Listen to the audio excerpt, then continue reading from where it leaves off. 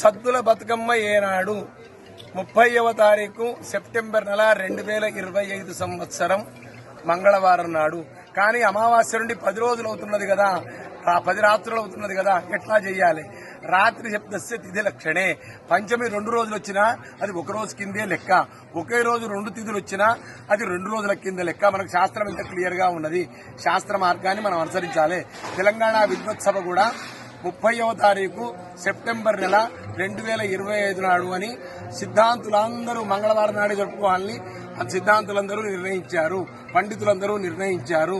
మళ్లీ తెలంగాణ మదనానంద సరస్వతి పీఠాధీశ్వరులు శ్రీ శ్రీమద్ పరమాంస పరివిరాజకాచార్య వర్య శ్రీ మాధవానంద సరస్వతి స్వామివారు కూడా సద్దుల బతుకమ్మ 30వ తారీఖు నాడు మంగళవారం నాడే 30వ తారీఖు సెప్టెంబర్ నెల 2025 మంగళవారం నాడే జరుపుకోమన్నారు.